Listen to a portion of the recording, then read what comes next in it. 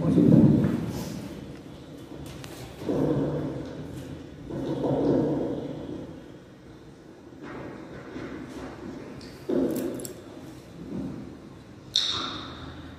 ونصلي على رسوله الكريم أما بعد أعوذ بالله من الشيطان الرجيم بسم الله الرحمن الرحيم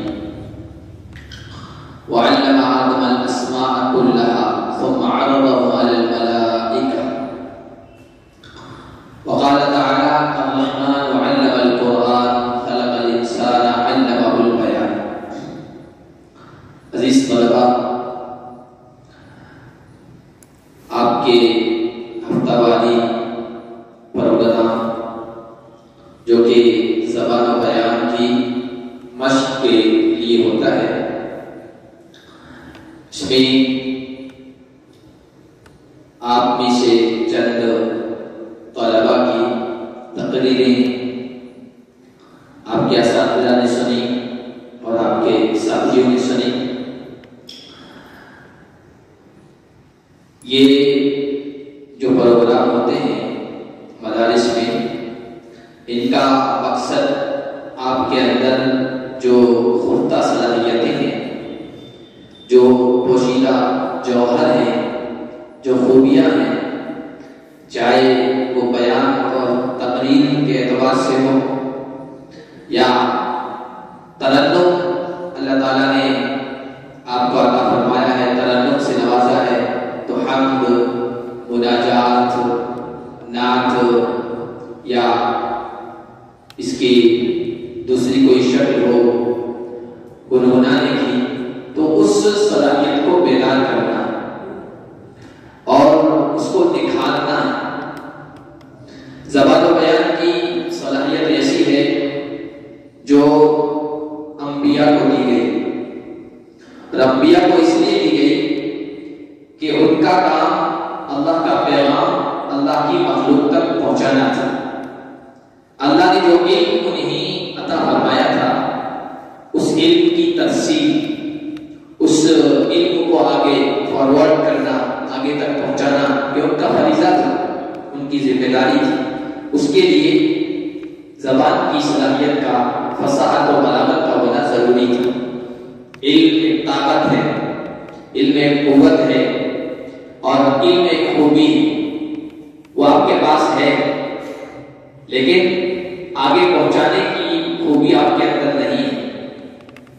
اس کو آگے تک کیسے پہنچائیں، لوگوں کو کیسے سمجھائیں، اور ایسے انداز سے کہ ان کے دل میں بات اترتی چلی جائے. حضرت موسیٰ علیہ السلام نے یہی تو اللہ سے درخواست کی تھی، مانگا تھا کہ یفقہوا قولی، مجھے سبھی شرح صدر کی دولت سے مالا مال فرما، اور زبان کی جو گرہ ہے اس کو کھول دے، تاکہ لوگ میری بات کو آسانی سے سمجھ سکیں.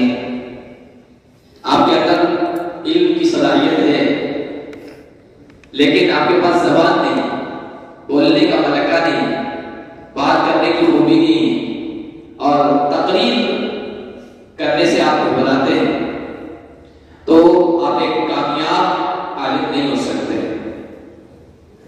حضرت مولانا اشرف علی صاحب تھانوی کا مقولہ ہے، یا بہرحال جس کسی نے بھی کہا ہے، بہت بہترین مقولہ، بہت بہترین بات کہی. انہوں نے کہا کہ جس کے پاس علم ہے لیکن اس کو سمجھانے کی صلاحیت نہیں ہے، زبان و بیان کی خوبی اس کے پاس نہیں ہے، تو پھر وہ عالم علم کا مقبرہ، علم کی قبر ہے کہ اس کے اندر علم دفن ہے، اس کو ظاہر نہیں کر سکتا، اس کو بیان نہیں کر سکتا. اس لیے یہ خوبی ایک عالم کے اندر پائی جانی ضروری ہے، کیونکہ علماء یہ انبیاء کے وارث ہیں. انبیاء یہ امتوں کے قائد ہیں، امتوں کے رہنما رہے، امتوں کے ہادی رہے، اور قیادت کرنی ہے، امت کی رہنمائی کرنی ہے، تو قیادت اور خطابت یعنی بیان کی صلاحیت کا ہونا قیادت کے لیے یہ ضروری ہے.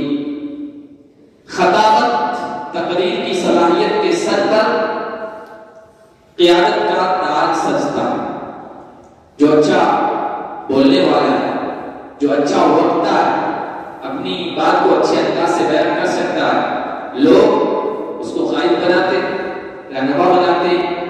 جس کے اندر بیان کرنے کی صلاحیت ہے وہ لوگوں کو اپنے پیچھے چھوڑ دیتا، بلکہ لوگوں کو اپنے پیچھے لگا دیتا. جس کے پاس سلیقے سے گفتگو کرنے کا فن ہے، لوگ اس کو اپنا قائد مان لیتے ہیں کہ ہمارے جذبات کی اچھی طرح سے ترجمانی کر سکتا ہے، اس کو آگے کریں گے کہ آپ آئیے آگے. اس لیے آپ کے اندر جو کہ آپ مستقبل کے معمار ہیں، مستقبل کے امت کے رہنما ہیں، مقتدا ہیں، پیشوا ہیں، آپ کے اندر اس خوبی کا پایا جانا نہایت ہی ضروری ہے. اور یہ خوبی بہت معمول چند افراد میں اللہ تعالیٰ فطری طور پر رکھتے ہیں، ورنہ یہ ایسی خوبی ہے جو محنت سے حاصل کی جاتی ہے. شعر و شاعری ہے تو اللہ تبارک و تعالیٰ زیادہ تر کسی کی فطرت میں رکھ دیتے ہیں، ودیت کر دیتے ہیں، وہ شاعر بن جاتا ہے. لیکن خطیب، خطابت، تقریر، زبان بیان کی صلاحیت یہ زیادہ تر جن افراد میں پائی جاتی ہے وہ ہیں جنہوں نے محنت سے، جد و جہد سے اور مشقت سے، تمرین سے، دوام سے، اس پر ہمیشگی کرنے سے یہ فن اپنے اندر پیدا کیا، اس کو مسلسل دکھا.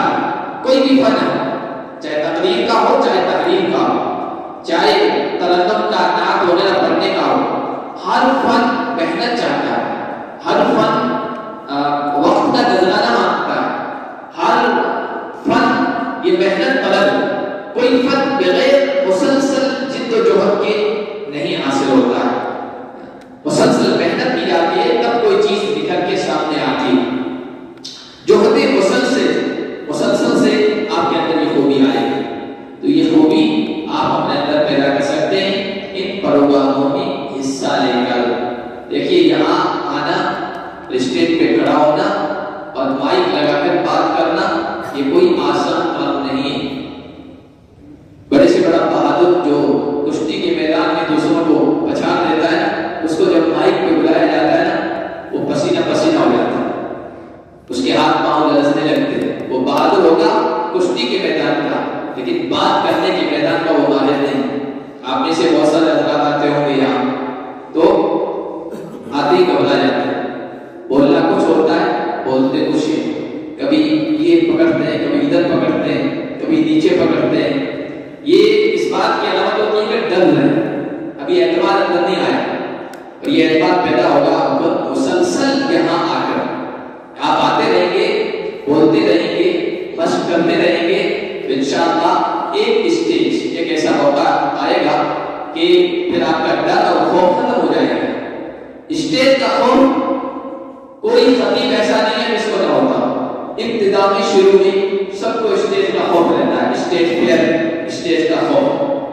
تو یہ اسٹیج کا خوف ڈر جو ہے، ڈر یہ ختم کرنا ہے. اسی کے لیے مدارس کے پروگرام ہوتے ہیں. آپ ان کو غنیمت سمجھیں اور 5 منٹ کی تقریر ہے، 3 منٹ کی تقریر ہے، آپ ہفتے میں آرام سے یاد کر سکتے ہیں. روزانہ اگر 5 منٹ 10 منٹ آپ اپنے پروگرام کے لیے لے لیں، تقریر کے لیے یا نعت و نظم کی مشق کے لیے اپنے 24 گھنٹوں کی مصروفیات میں سے نکال کر اگر آپ اس کے لیے دے دیں گے تو آپ دیکھیں گے کہ چند مہینوں میں اس کا نتیجہ، اس کا رزلٹ آپ کے سامنے آئے گا. آہستہ آہستہ اسٹیج کا خوف بھی ختم ہو جائے گا، تقریر کی بیان کرنے کی صلاحیت بھی آپ کے اندر نکھرتی چلی جائے گی. اگر آپ نعت گوئے ہیں، مترنم ہیں، حمد پیش کرتے ہیں، مناجات پڑھتے ہیں، اس میں بھی آپ دیکھیں گے آہستہ آہستہ آپ زینہ بزینہ ترقی کرتے چلے جائیں گے. تو ان موقعوں کو آپ غنیمت سمجھیں. جس کسی کے اندر اللہ تعالیٰ نے جو صلاحیت رکھی ہے، جو خوبی رکھی ہے، آپ وہ اس خوبی کو باہر لانے کی کوشش کیجیے، اس کو دکھانے کی کوشش کیجیے، تو کامیابی آپ کے قدم چومے گی. کسی ایک فن میں آپ مہارت پیدا کر لیجیے. آپ دیکھیے دنیا میں جاتے ہوں گے، کسی نے پروگرام چلانے کی مہارت اپنے اندر پیدا کر دی، یعنی نظامت. پروگرام کو ایسا چلاتا ہے کہ کسی کو اٹھنے نہیں دیتا، باندھے رکھتا ہے. اس نے اس پر محنت کی ہے تو پروگرام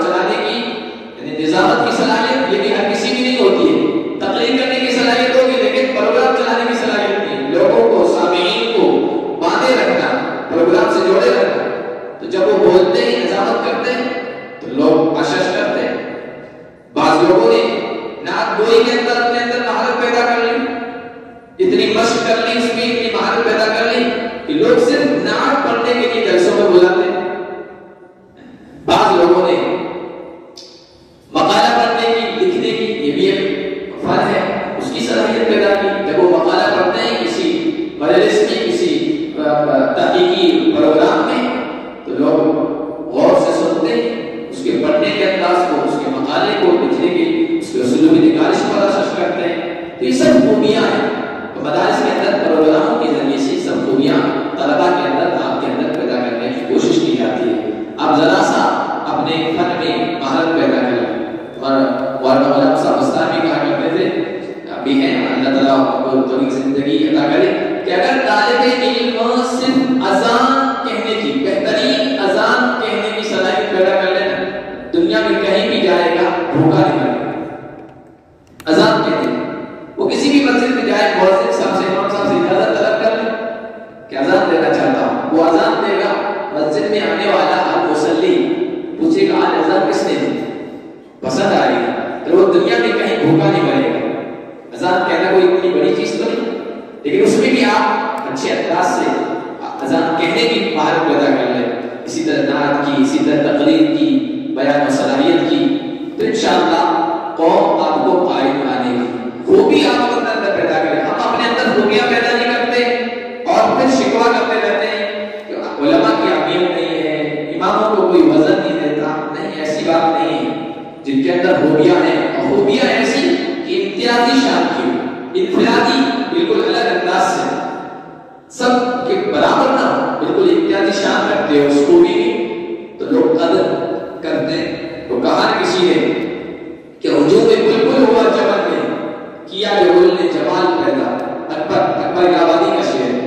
ہجوم بلبل ہوا چمن میں کیا جو گل نے جمال پیدا. ایک گلستان میں پارک میں گلاب کا پھول کھل گیا, خوبصورتی آ گئی, حسن و جمال پیدا ہو گیا تو وہاں بلبل, وہاں چڑیا, وہاں میٹھے میٹھے نغموں والے, پرکشش نغموں والے پرندے یہ جمع ہو جاتے ہیں.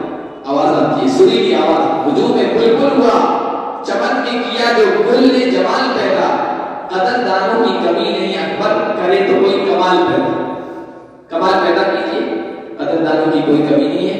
امید ہے کہ آپ ان پروگراموں کو غنیمت سمجھیں گے اور اپنی صلاحیتوں کو دکھانے کے لیے مسلسل محنت کریں گے اور ان میں پابندی سے حاضر رہیں گے.